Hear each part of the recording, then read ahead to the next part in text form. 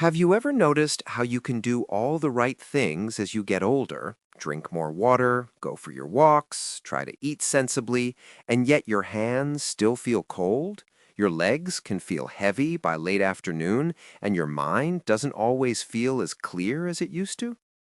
If that sounds familiar, you're not alone. And I want you to listen closely for the next few minutes because the detail most people miss is not whether they drink water, but how they hydrate as the body changes with age.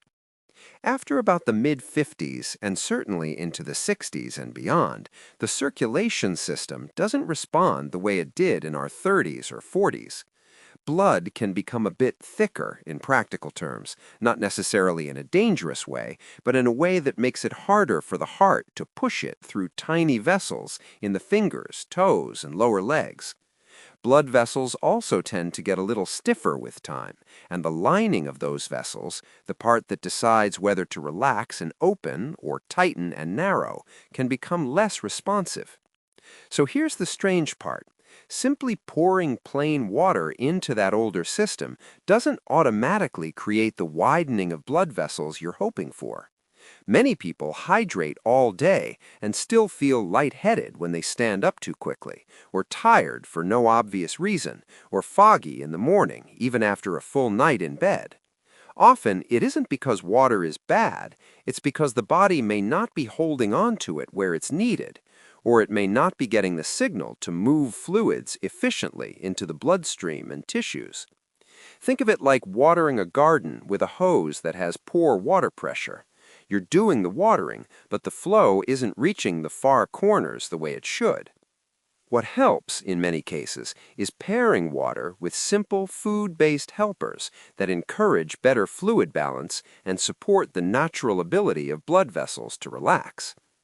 I'm going to walk you through a handful of practical, gentle options. Nothing extreme, nothing trendy, just familiar kitchen ingredients used in smart, measured ways, along with timing that makes sense for an older body. I also want you to keep this grounded in your real life. If you're the sort of person who already takes a morning cup of tea, eats toast, or enjoys an afternoon snack, we'll fit these ideas around that instead of turning your day upside down. Let's start with something very basic, a light mineral boost in water, because minerals are part of what helps water stay in the body instead of rushing straight through you.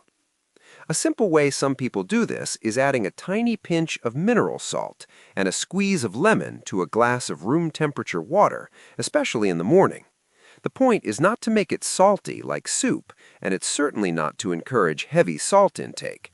The point is that a small amount of sodium paired with other trace minerals can help the body retain fluid a bit more effectively, and lemon adds a pleasant taste that helps many people sip it steadily rather than chugging. If you try this, keep it modest, a small pinch, not a spoonful, and see how you feel over a week or two.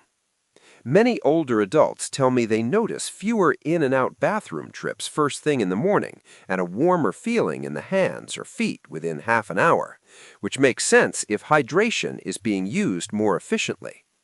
If you already monitor your blood pressure at home, this is a perfect time to do what you likely already do. Check it at the same time each day for a few days and simply observe how your body responds. Next, let's talk about a classic ingredient that's been sitting in cupboards for generations: apple cider vinegar.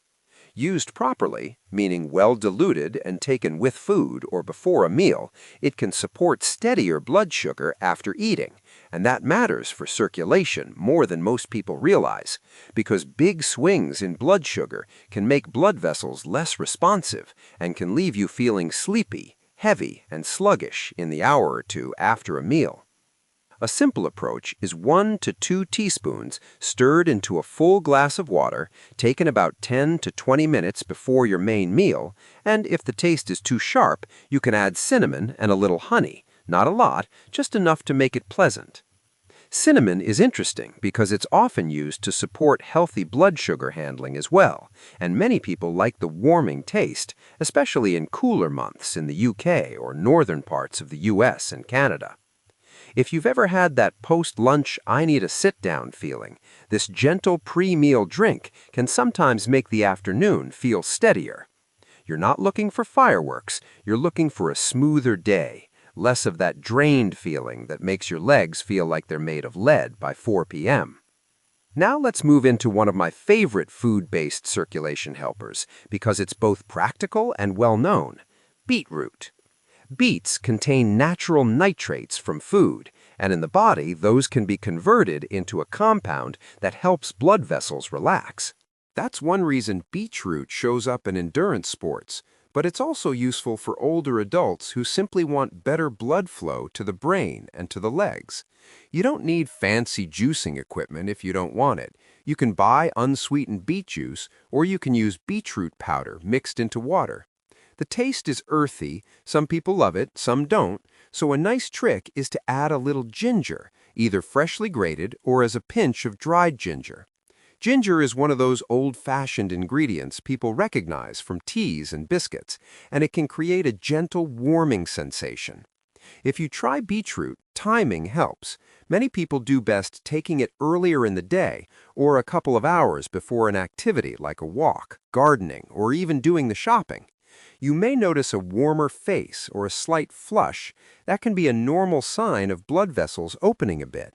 And yes, beetroot can change the color of urine or stool for some people. It can be surprising if you're not expecting it, but it's simply pigment passing through.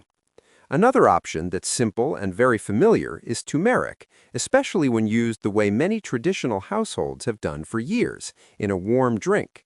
Turmeric is often taken for its support of the body's normal inflammatory balance, and when blood vessels are less irritated and more relaxed, circulation tends to work better. The catch is that turmeric is absorbed better with a little fat and a little black pepper. So you can make a warm drink with water or milk, add turmeric, a tiny pinch of black pepper, and a small amount of milk, olive oil, or even a bit of yogurt on the side, something to help it absorb.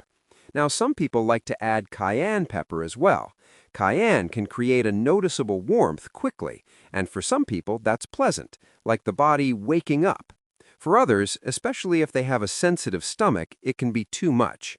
If you're curious, start extremely small. Think a dusting, not a quarter teaspoon, and sip it slowly after breakfast.